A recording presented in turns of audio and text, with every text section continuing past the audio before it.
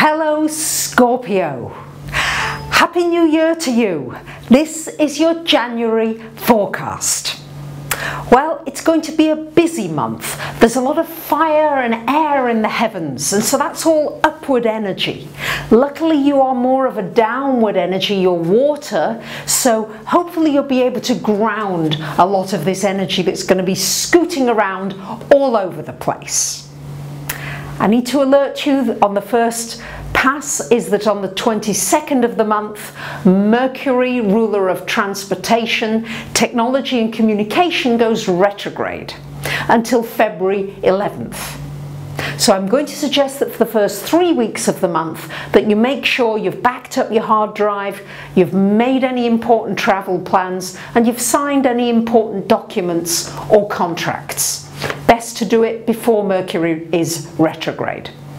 So as you can see, this month starts out with a lot of planets in this third house for you, Scorpios. So this is a time really to look at how you communicate. How are you getting along with people? Can you make more connections? Can you network more? There are so many more interconnections happening, many more new apps happening. Maybe you're going to create your own app, but you can really network more. This is a wonderful time for connecting with lots of people.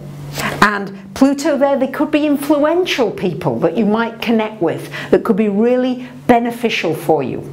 This is a wonderful time for starting a new course of study. It doesn't have to be a long course, but you may just dip your toe into something that you haven't studied before that just looks interesting, because the aspects here are really helping you.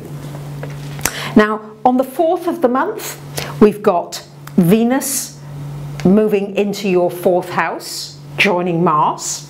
And on the 5th of the month, we've got Mercury going into this 4th house. So there's going to be a lot of focus this month for you as Scorpios on the 3rd house, which is the house of learning, of networking, of friends in your environment, and also the 4th house, which is the house of home, security, family, your roots. So when Mercury and Venus go in there and Mars is there until the 13th of the month, this is a focus to make your surroundings more beautiful. Maybe somebody is coming to move in with you. Maybe you're moving in with someone else. Maybe you're going to relocate, move to another place. This may be all in your mind. You may be thinking about this. With Mars there for the first 13 days of the month, great time for some spring cleaning, for, for sorting out that garage, for sorting out that office, those paperwork, but it's more physical work around your home to get things as you want them to be.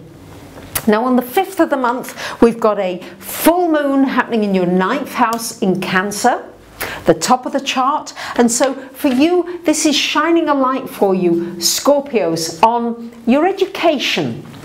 Is there something that you need to learn to further? Is there something you want to learn? This is a real month for learning, for studying. It's also a month for connecting with people far and wide. Can you do some international business? Are there people you want to connect with in different places? This moon is going to help you do that. It's also shining a light maybe on a legal situation that needs to get resolved or could get resolved during this time. It's also a good time for publish anything, for putting information out there and sharing it. With the moon there, you could be noticed. You could actually get in the public eye and really be seen and make a big break with something you've been trying to communicate and get out there. On the 13th of January, we've got Mars coming into your 5th house. And Mars in the 5th house is romance. It's joining Neptune there. You could meet somebody that you've dreamed of meeting. It's a wonderful time to put energy into any creative endeavor.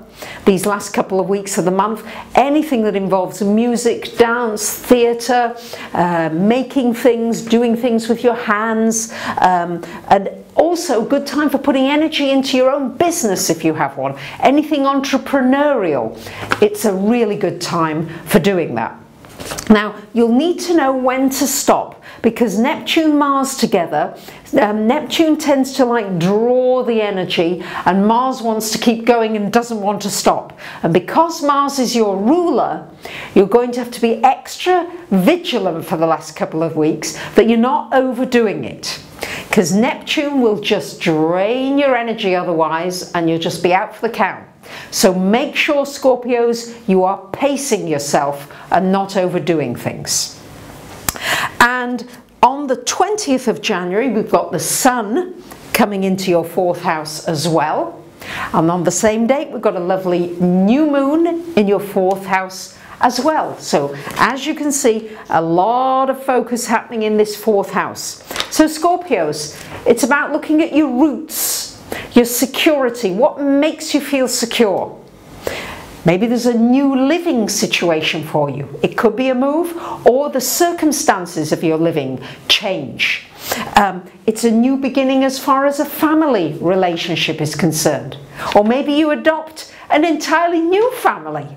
You're all my family, so I've adopted you all as far as I'm concerned, and that gives me a real feeling of security. I don't ever feel alone, because I know that I have people who are interested in similar things that I'm interested in, and who I really feel and I'm connected with. So who are you connecting with, and how can you make that feeling of security really feel inside of you, knowing that you're never really alone? So new beginnings with home, with family, and you might just clean out and clear out a room in your house and do something more useful with it. As I said, Mercury goes retrograde on the 22nd until the 11th of February, so this is a good time for reflecting on your home situation, for thinking about it, for thinking, well, do I need to move? Do I want to move? Do I need to have different boundaries with the people that I'm living with? It's a good time for researching, for looking into your ancestry, into the past, into the connections from your past. It could give you some answers for your everyday life and your life moving forward. And on the 28th of January, we've got Venus coming, joining, aligning with Mars as well in this 5th house of romance and love. So this could bring romance into your life, could bring an old partnership back, could resuscitate an existing one. It's wonderful for your creative energies and also good for business, especially if you're in business for yourself. Venus and Mars don't usually line up as much as they're going to do this year.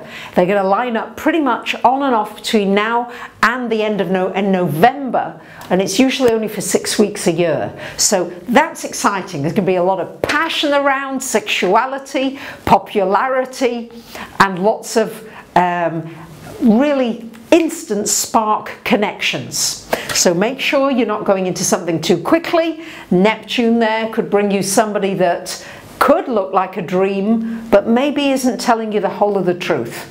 And especially if you get into it during the retrograde, I would wait until retrograde is over to make sure that that person's really available and isn't married or attached to somebody else. We've got this grand trine going on, of course, since Saturn's gone out of your sign and into Sagittarius now, only comes back briefly during this year. And so, as I said, a lot of fire energy, new excitement, new opportunities. Be ready to change, and don't be too much of a stick in the mud and stuck and try to keep things as they are. Things are going to change a lot, so try to enjoy the ride. Do check out my website if you'd like to come for a personal reading, and I can really show you how to make best use of these aspects for this coming year. And I thank you for liking, commenting and sharing. Bye for now.